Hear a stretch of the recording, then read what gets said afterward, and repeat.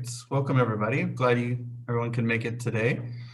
This is our first End Homelessness St. John's Ask Us Anything. For us, this new year represents a really great opportunity to engage with our community and stakeholders in new and meaningful ways, even if it's virtually. But we wanted to have a special session so anybody who's joining us could ask us anything about our work, anything about our vision, and the direction we're working towards. So we're excited that you folks can join us. If you have any questions or comments to ask, there is a chat and a question and answer feature within the Zoom. So feel free. You can make it anonymized as well. So feel free to ask with any anonymous questions as well.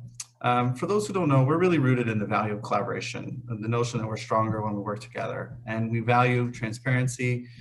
So ask us anything. If we can't answer today, we'll find an answer and get that back to you. So today, I'm Doug Clausen. I'm the Executive Director with End Homelessness, and I'm joined by my colleague, Jennifer Tipple, Director of Strategy. Hi, folks. Great. So for folks who may not be overly familiar with our work, our vision is really a place where every resident in the community has a place to call home. And for us, and these slides come right out of our community plan to end homelessness. And we put it up front because the idea of ending homelessness, it does seem daunting, but our team appreciates the challenge. And I think our community does too. And when we left the city of St. John's last year, we chose the tagline, #WeCanEndIt, because we actually believe we can end homelessness in St. John's. The ingredients are here to do it. The willpower is here to do it. So we love the idea of systems change to ensure better outcomes for all of our neighbors. Even if it means working ourselves out of a job, because we know if we can end homelessness and we can build a system to sustain that, we can focus on bigger and more systemic issues. So this is right in front of all of the efforts that we undertake through all of our priority areas, is that everybody has a place to call home in our community. So what we'll do is we'll open it up for questions and comments, and we'll open it up to anybody who has any comments or questions around any of our work. If you're looking for areas around our work, you can find it on our website, which is wecanendit.com. And there's a number of sections in there, including access to the community plan. So Jennifer, I think, will be moderating the panel, the conversation, but we'll open it up. All right, great. So just to reiterate there, you can type your questions into the Q&A on the bottom, and there is an option to check if you want to remain anonymous, and in that way we can't see who you are when you ask the question, and that's totally fine. Also, one thing that we would invite during this discussion here today, this Lunch and Learn, this is actually our second Lunch and Learn. We did one earlier in April on our supporter referrals program. Next month, we'll be hosting 2 Lunch and Learns on coordinated access, our relaunch, as well as HYFIS for Are You Ready? Basically, like what you need to be ready for the upcoming launch of HYFIS 4. And so we're aiming to do 2 a month for at least the foreseeable future. Obviously, there's a lot of folks that weren't really engaged in Zoom, and the pandemic kind of pushed us onto this platform. But it's actually a really great platform for us to engage with our community stakeholders. So I bring this up because obviously we'd love for you to attend our future webinars, but also if you want to toss into the chat or into the Q&A, if you have any ideas for future webinars as well, or future Lunch and Learns, we're happy to answer those. So we'll just give folks a couple of moments for some questions to come in. We actually did get a couple questions by email beforehand as well, so we can start off with those. The first question is, what's the difference between chronic homelessness, episodic homelessness, and transitional homelessness? So let's start with that one first. And actually, the first thing to note here with respect to chronic homelessness is that that's really been the focus of the federal government, the government of Canada, in the latest housing strategy, the national housing strategy that they've released. And actually the national target is to reduce chronic homelessness across the country by fiscal year 2027-28. So they want to reduce that by 50%. And all communities are expected to pitch into that. But actually the focus there is on chronic homelessness, and we used to use chronic and episodic homelessness Episodic homelessness has kind of fallen by the wayside a little bit, because really the reason why we talk about chronic homelessness is just that it reflects the experiences of individuals who have lived experience of homelessness in terms of, you know, the frequency of episodes of people being homelessness, and also the people being homeless, and also the length of time. So the current definition that the Government of Canada uses, and that we as a community entity of Reaching Home, the National Homelessness Strategy, use, is chronic homelessness is 6 months of the last 12 months, and or 18 months of the last 3 years. So really that allows us to go back in a person's history and see, like, okay, how has this chronicity of homelessness affected a person's ability to maintain housing into the future? And then basically, so the category would be chronic homelessness, and then anything else. I guess you could call it transitional homelessness, but really now with the new Reaching Home strategy, it's kind of chronic homelessness and then other homelessness, I guess you could say. So if you don't see us using the term episodic homelessness as much, that's the reason for that. So I think that answers that question. If anyone has any follow-ups, feel free to toss it in.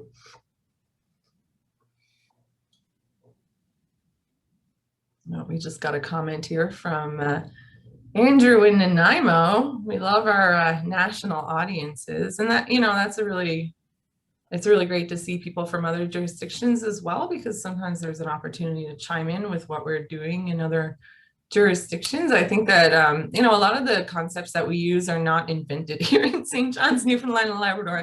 We beg, borrow, and steal from other communities, our partners across the country.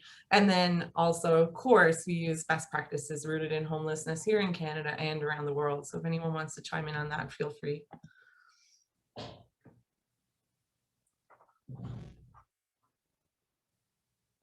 All right.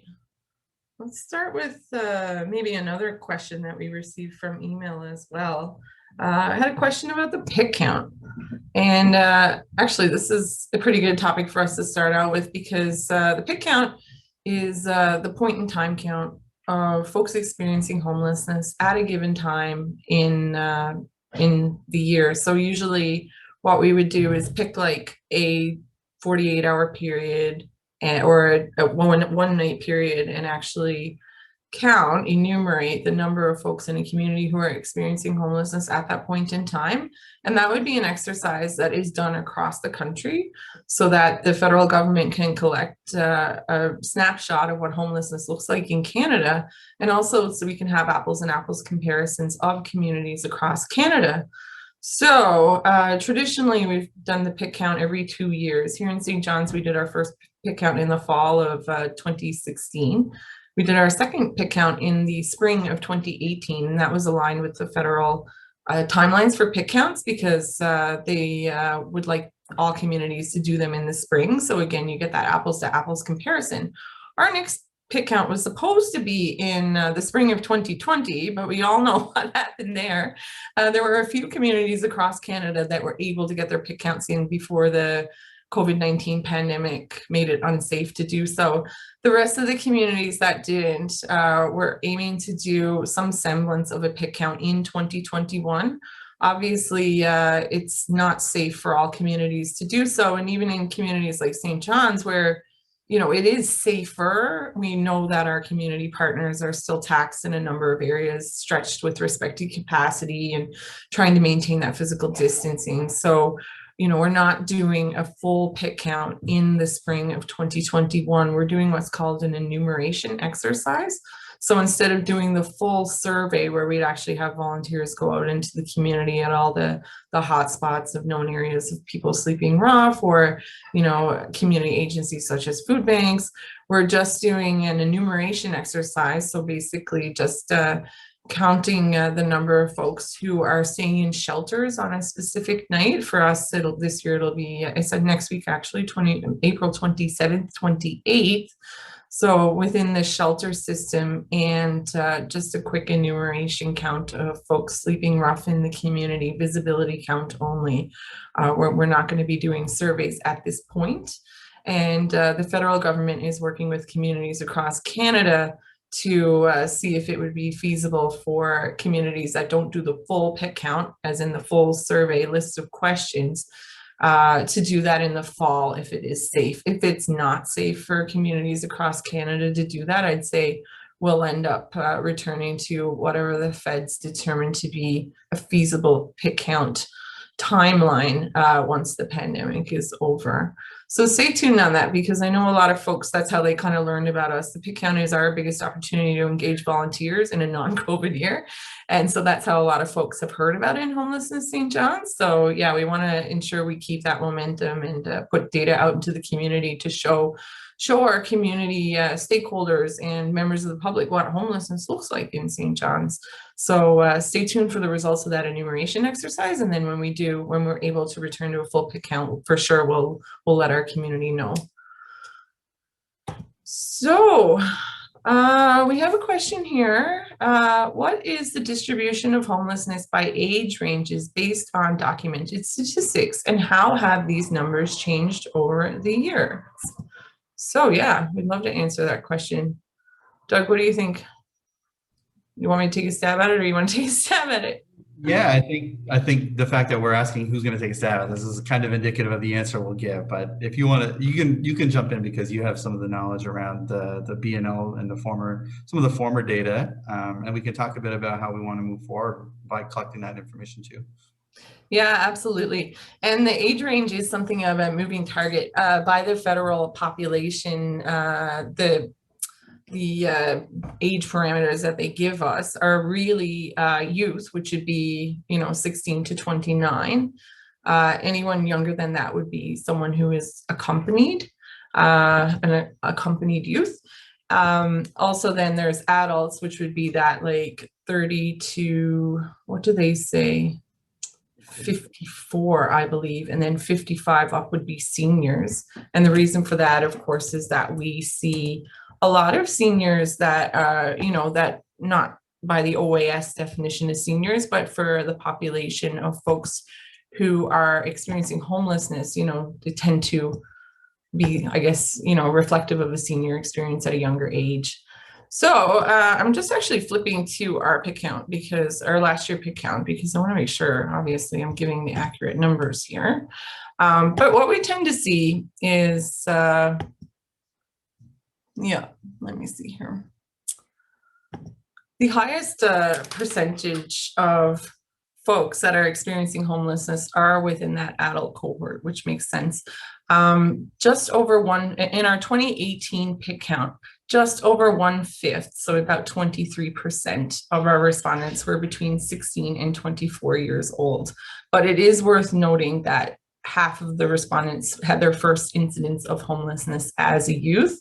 So that's one of the reasons why youth homelessness is so important in terms of our data collection, just understanding how basically youth homelessness can be the biggest predictor of adult homelessness.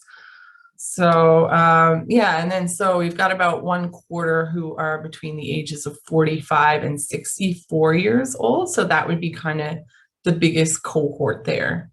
I'm trying to see if there's a good graphic I could pop into the chat, but actually I'll tell you what I'm going to do is just actually pop the pit count into the comments here for anyone who is interested in following up on that. There was one thing I wanted to say too. Oh, hold on. There we go. Okay. Yeah. The other thing I wanted to say too is just with respect to the pit count, because it's very difficult to actually, the pit count is the best exercise we have to measure who is experiencing homelessness in a community at any given time. But even with the pit count, in communities like St. John's, where there is a high incidence of hidden homelessness or couch surfing, it's very difficult to actually flesh out who is actually experiencing homelessness at a given point in time. So just the reason I bring this up is because when we're talking about the pit count, we're really only seeing folks that are represented in shelter or that we're able to find who are sleeping rough on that particular night, folks who are in public systems who, when they're discharged, they have no fixed address to return to. And anyone that we also have what we call magnet events that are designed to, just hosted by some of our community partners that are designed to attract people to come to a fixed location on a night and fill out a survey. And so, but we know there's a lot of folks that we aren't reaching. So the caveat that I would just say here is that this is kind of the, the age breakdown of the known individuals experiencing homelessness. But what the unknown part for us is still that cohort of individuals in a community who might be experiencing homelessness, but we don't actually know about them, that hidden homelessness population. Yeah, if I can, I'll just quickly add that, I mean, when we've looked at data in the past, it's roughly 75% that fall into that adult population, that sort of 30 to 54 range. And it's also disproportionately men over females who occupy spaces in shelter. And something for folks who are not necessarily from St. John's or Newfoundland and Labrador is that we don't have family shelters necessarily. Our transition house will occupy that space in many ways, but they're not necessarily designed to do that.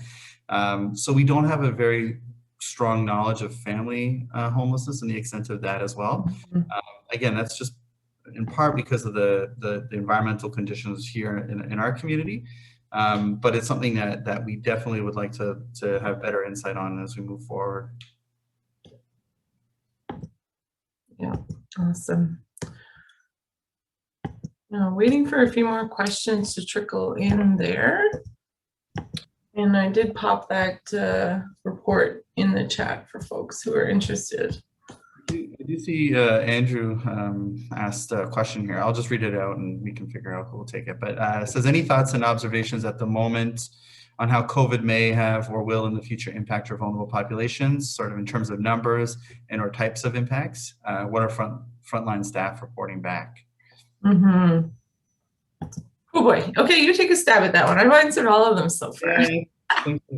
Yeah, I mean, as when COVID hit and the federal government announced additional top-ups to reaching home communities, we sort of worked with our community to identify that we would need a designated site for folks to isolate. And so we sort of went down the path of just making sure folks could isolate safely and securely. I think in terms of the vulnerable population, the impact, I think some of the things we're already seeing that we've been able to really work closely with our stakeholders around has been probably on a really good side of things. Like we've been able to integrate really important health resources into the community. So one of those exercises that we did was working with Eastern Health to identify a harm reduction program, which included a number of nurses, nurse practitioner, and additional supports that would be available to support anyone requiring isolation at the hotel. But given our numbers have been really low in the province, those nurses now go out into the community and support clients in the shelter. So we see opportunities for integrating more of those types of supports at a system-wide level, which I think will go a long way. And I think just in general, I think something that we need to take stock of is the role in which our frontline workers, the second part of that question was the frontline staff reporting back. I would just say in conversations with other housing and homeless serving providers, what constitutes essential staff and workers? Because we've seen this prior to the pandemic through the Snowmageddon. Like, I think we're going to have to figure out as a community what is an essential service at a community level, because that's not well defined. And I think if we're going to be able to respond in moments of crises, whether it's a pandemic or a weather incident, that we need to have that defined so we can integrate that into the emergency response planning. And I think that will help ensure folks are supported throughout any of those pandemics. So I think this is some of my immediate thoughts on that. Jennifer, if you want to add to that.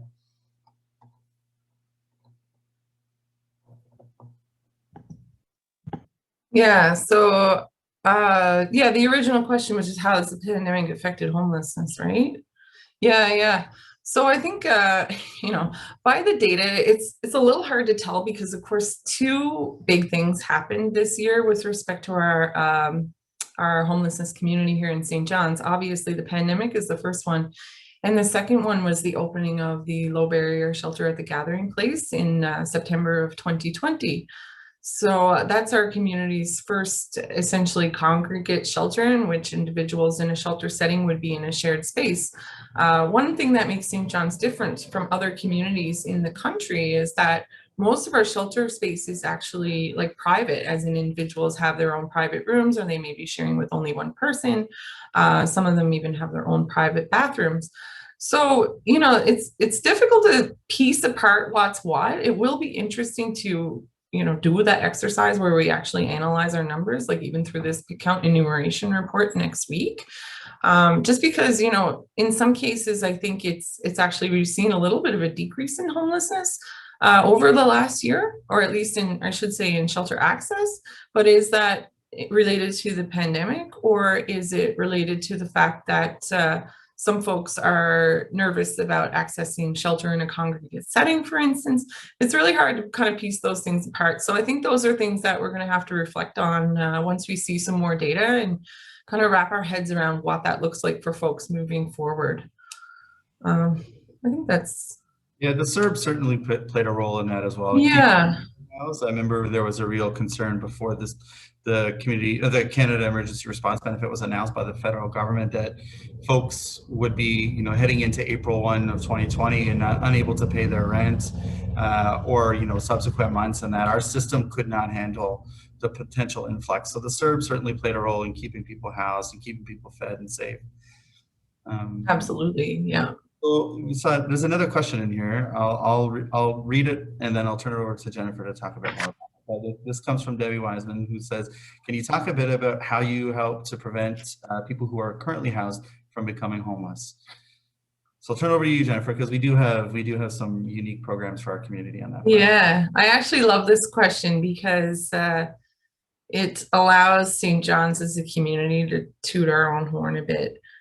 Because our total numbers of individuals experiencing homelessness is relatively small, like within, you know, 3 digits at least. I mean, there's some communities in Canada, obviously, especially the bigger cities like Toronto and Vancouver, that are dealing with numbers in the thousands, and a lot of the time don't necessarily have the luxury, using that term loosely, of being able to implement programs that target people who are at risk of becoming homeless, because there's so many people that are experiencing chronic homelessness that you have to target your dollars to addressing that first. And then there's, of course, people who are homeless that don't meet that definition of chronic.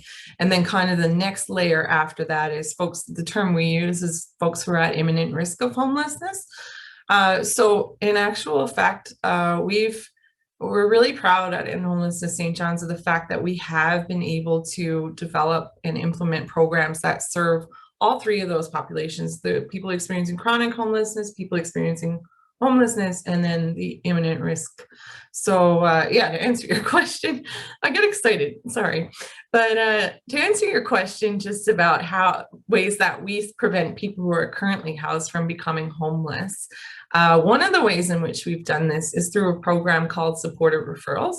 And if you're interested in learning more about this, this is actually the one that we did the first webinar on 2 weeks ago today. So you can visit our website if you want to catch up on that.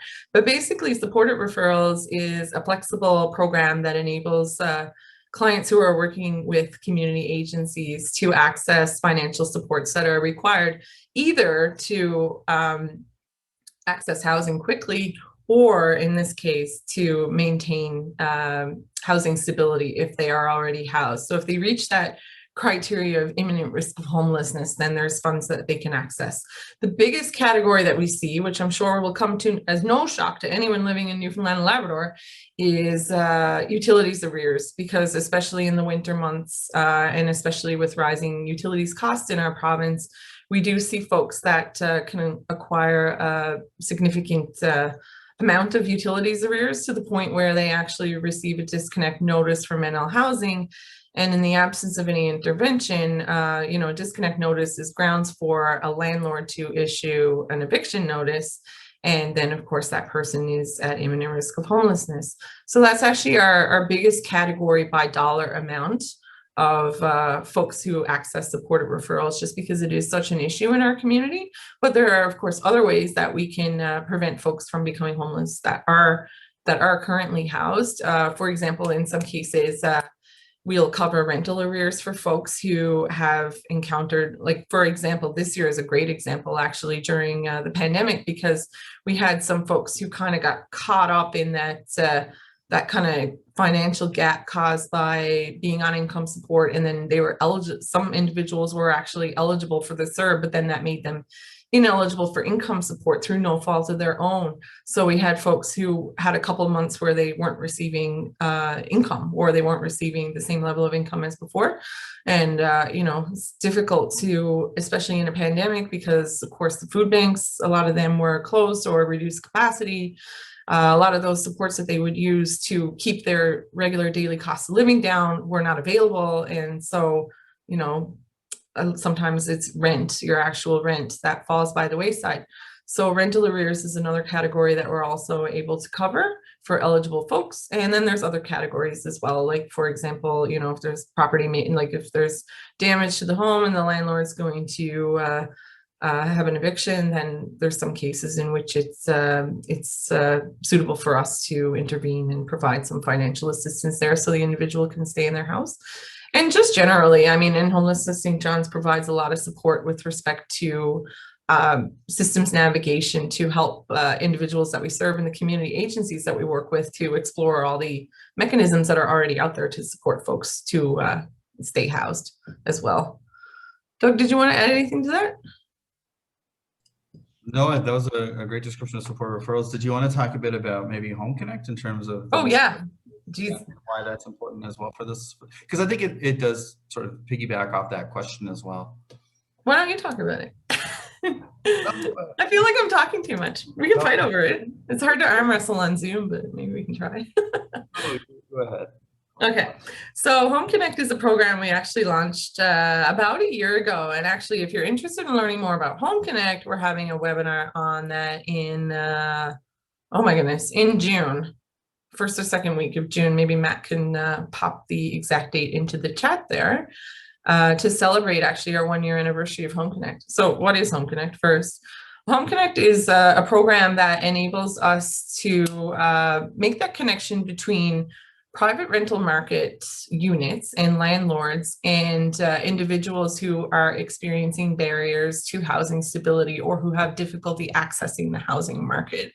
So we're really lucky here in St. John's that we actually do have a healthy vacancy rate of between, I haven't looked at the latest stats, but between 6 and 8%. Which is, you know, fairly large. It's over what's considered, you know, the normal vacancy rate for private market rentals in a community. And again, you know, compared to some communities like Ottawa's vacancy rate is like way less than 1% rates now, which makes it obviously very, very difficult for anyone to access the rental market, especially folks with affordability concerns or barriers to access housing.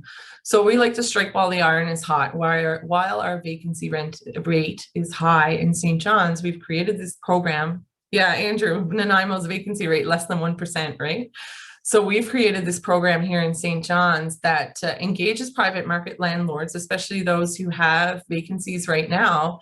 And we match them up with clients who are supported so that they have a better chance of maintaining their housing stability. And we're also able to provide some supports for the landlord and some benefits, I guess, to offset the real or perceived risk of housing folks who have barriers to housing stability. For example, we offer a landlord protection fund of up to $10,000 in the case of, say, unpaid rent, or if there's damage or something like that.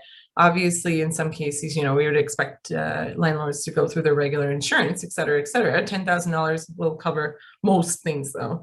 So it's been really successful so far. If you're interested in that, stay tuned.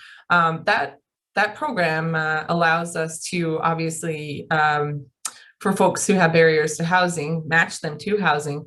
But I think the piece here is just that ongoing housing stability, because in our community, I mean, the folks we work with, our community agencies, they do such great work every day. Our community as a whole is always housing people. But like, what's that kind of secret ingredient to ensuring that folks have housing stability over the long term? So that's really what Home Connect is focused on, is kind of taking away some of those barriers for folks or some of those things that could go wrong. You know, we're kind of really proactively supporting a tenancy, especially in the early days. And then, you know, if the individual is then able to try to transfer to like a regular private rental market lease, then they're able to do that as well. So it's a little bit of a way for, you know, while the folks, when we first serve them, they might be homeless at the time, but to answer Debbie's question, once they're currently housed, to support them so that they don't become homeless again. It's kind of a way to like break that revolving door cycle. And actually, I just mentioned that too, because one thing we also know about the population experiencing homelessness in St. John's is, you know, we do see new people come in, obviously, but a lot of the folks that we work with are kind of the same folks. Like if someone presents in shelter, they've probably presented in shelter before a number of times. So, you know, when we're talking about numbers of folks experiencing homelessness, we want to make sure that we're actually putting in that preventative work and that support to enable folks to maintain housing, not just access housing, but also to maintain housing in the long term. Yeah, just to add a bit on that is there's an online inventory. The organization with access as well. So I'm just getting an echo, Jennifer. You too. Okay. Yeah, so Home Connect's built around an online housing inventory as well. So we're constantly trying to recruit new landlords and encourage them to sign up and enlist their units that can then be accessed by community partners and matched to their clients. So I'm trying to leverage some of the technology as well and encourage landlords to be part of the solution, because as Jennifer noted, the vacancy rate is fairly healthy here, but you know, more importantly, there's no amount of social housing or below market rental housing that's going to be built in our community or anywhere around the country, for that matter, that's gonna satisfy the demand for affordable housing. So for us, this is one way of tapping into, you know, the private rental market in a way that you know, reduces stigma, reduces perceived barriers to housing, and just is another engagement tool with our community. And it's something that we're pretty proud of, and I think that we'll continue to build out. And for folks who are thinking of this in other communities, you know, when we have our model fleshed out, you know, it's something that we definitely be open to sharing as well, because, you know, the reality is every community needs to tap into that private rental market if they're going to make a dent into their homelessness numbers.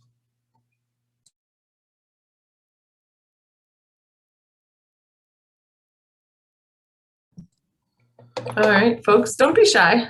There's lots of questions. We'll answer anything. And like Doug said, if we don't know the answer, we'll certainly make an effort to find out and follow up with folks afterwards. Yeah, this is kind of a test case for us to see if the community does have an appetite for kind of a general Ask Us Anything session. And like I said, to get some ideas for future webinars. So if there's anything you're thinking, don't hesitate to pop it in the chat.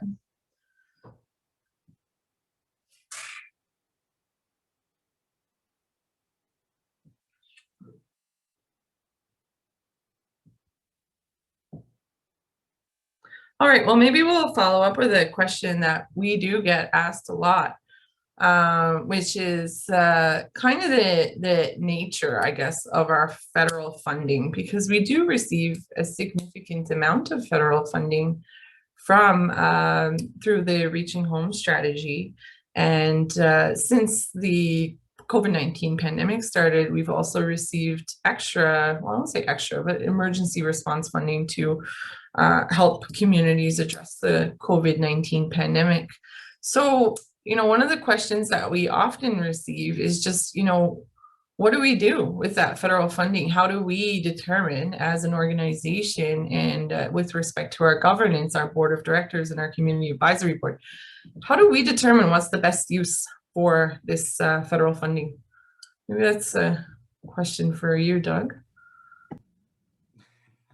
Yeah, no, it's true. I mean, you know, what makes our community unique, and I think a lot of smaller communities around the country, is that we don't necessarily have, you know, the service manager role with, you know, baked within our municipality.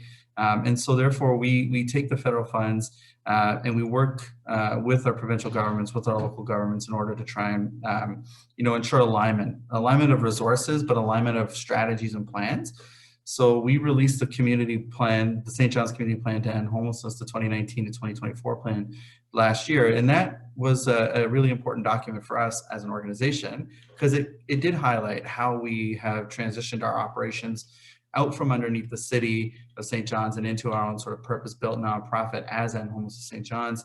So in as much as it tells us the priority areas that we're focusing on, it has informed the structure of the organization, the staffing complement, and the way in which we go about our work. So for us as the system planning organization, what does that means for us is that we're responsible for coordinating and implementing the appropriate services and supports to augment what's already going on in the community. And thinking of what the federal government's requirements are under Reaching Home around implementation of coordinated access and the shared information management system, which we'll be using, which is HIFAS-4, which is developed by the feds. Those are key components to us and how we understand how our system interacts and how individuals move within and between those systems. So thinking of reigniting our own coordinated access to homes this year, thinking about how we're going to integrate the shelter system into HIFAS-4 in a shared data model, which is really exciting because, again, that will tell us at an aggregate level how people are interacting with the system and will help identify gaps and opportunities for us to continue to improve and to advocate with the provincial governments and to support the community organizations. So our role is really designed to be the strategic, take the strategic lens to the sector. Folks operating on the front line, they're just dealing with the emergencies in front of them. So it's hard to take a step back and say, how are we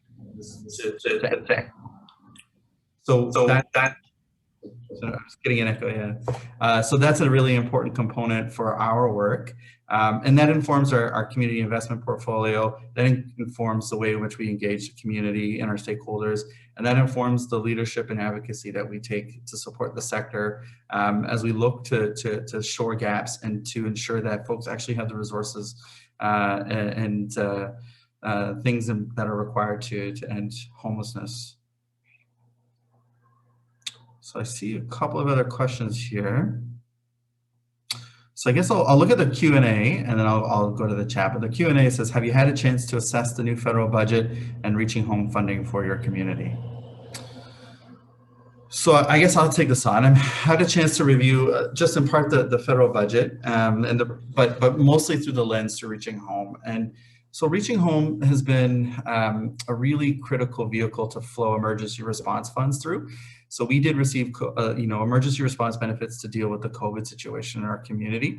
That essentially, doubled our budget and allowed us to build out priority areas that we worked out with our community through the Community Advisory Board, and just participating in our provincial government's provincial task force on vulnerable populations.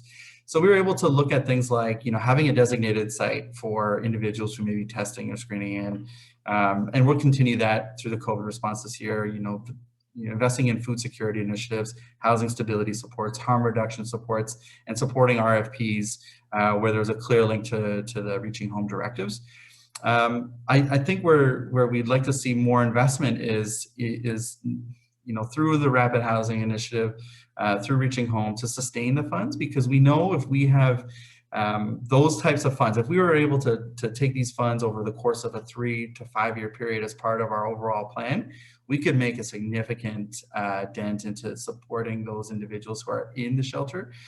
So I'd like to see that sustained over time, but there's no inclination of that at the moment. But through national organizations like the Canadian Alliance on Homelessness and CHRA, there's that advocacy piece to continue those investments, because that's where we're going to see real impact, both through the coordination lens, but also through the direct investment lens. And I know when those funds were announced, we were like, we could do such great work over the course of 2-3 years. But we were sort of hamstrung on the emergency response to say they needed to be spent by June 30th of this year, whereas we could have sustained those funds and those investments for a longer period of time. So, we'll continue to work with our partners on that front just to see if we can sustain those and continue to advocate with our national partners to sustain those types of investments. So it's not just emergency response, these are core based investments. So I don't know, Jennifer, if you want to add to that in terms of the Reaching Home or the federal budget, but we haven't reviewed it as a group and sort of gone through and highlighted the sections that are relevant. But recognizing there was a lot of good social progressive policies that are emerging, and we want to sustain those if we're going to see a real dent in the issues that our community is facing.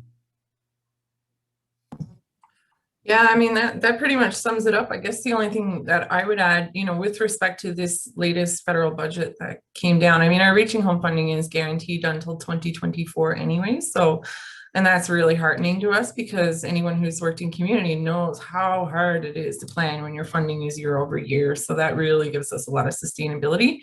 I mean, just with respect to the latest federal budget, I mean, and Doug's right, like we liaise with a lot of our national partners, like, you know, the Canadian Alliance to End Homelessness and organizations like that that are advocating for different responses, you know, what our sector needs as a whole. I mean, I think for us, like a lot of the money that comes in these budgets tends to be directed towards capital projects, which, like we said, for us with such a high vacancy rate right now, it's not quite as applicable. Like that more helps cities like, you know, Nanaimo, Ottawa, Toronto to build more affordable housing. So for us, it's kind of like a little bit missing the mark, but also we can't really complain because we, like I said, with a high vacancy, we are really lucky in St. John's, Newfoundland and Labrador in general.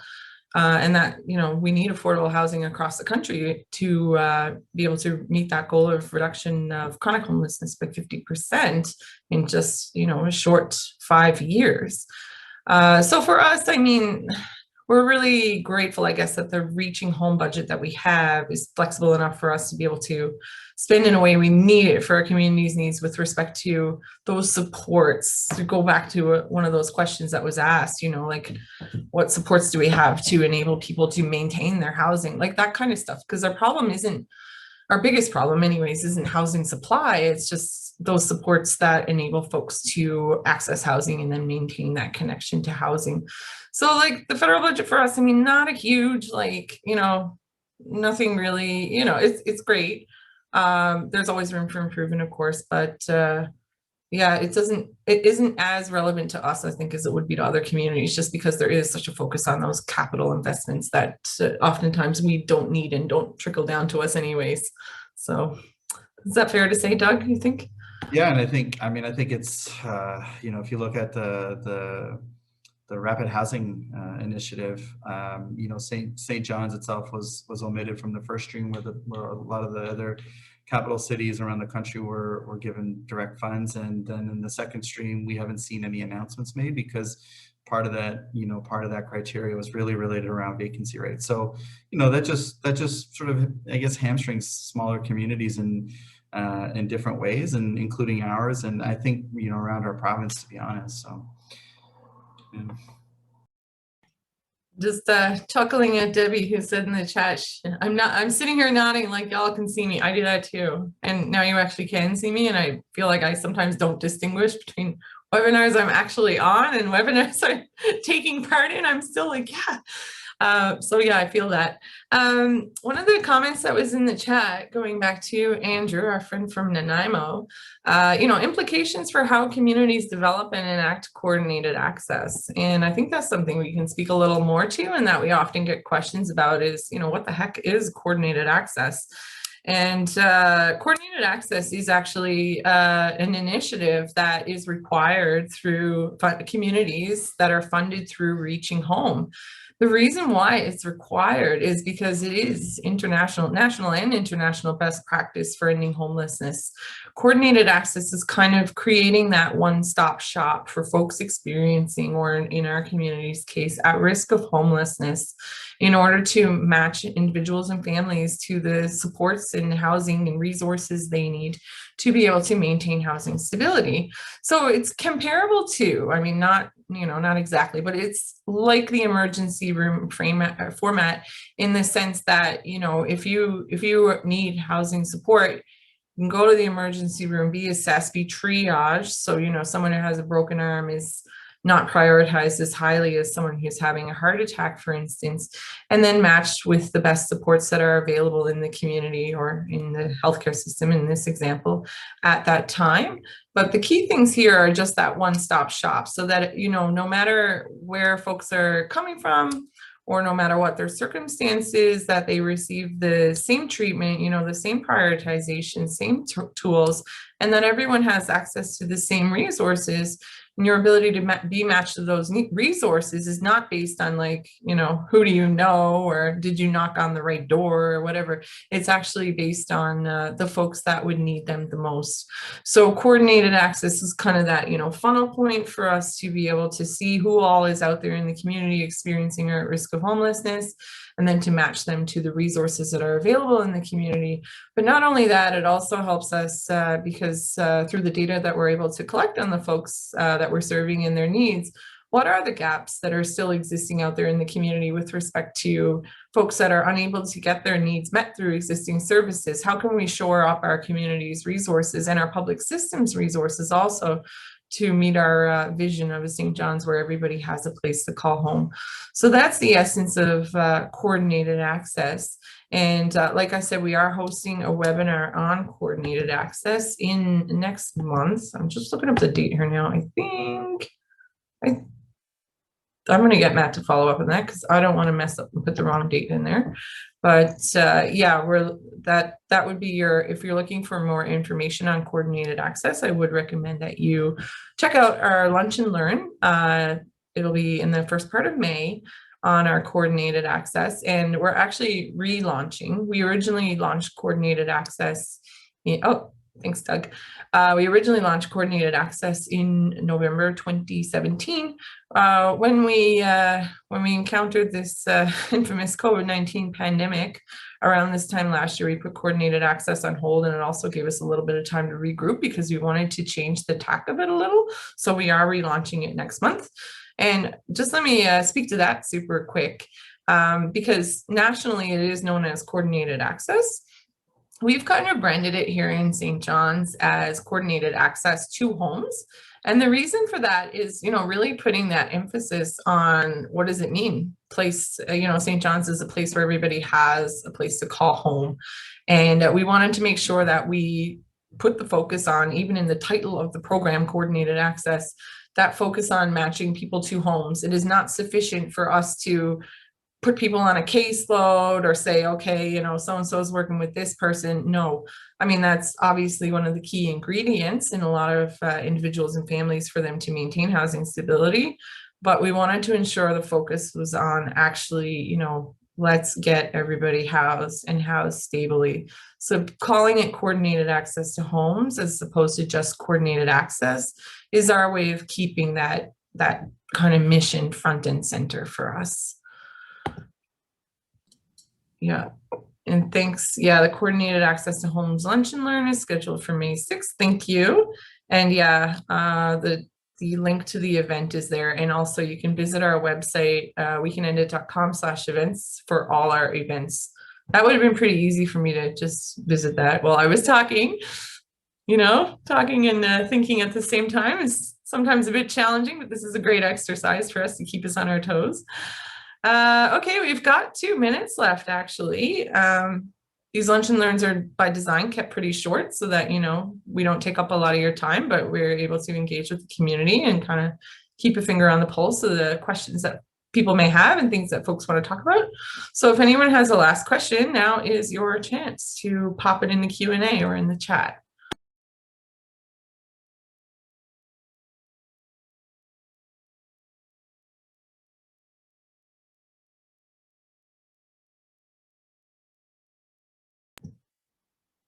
All right, I'm not sure if we have any other questions right now. Doug, do we want to have a freebie question?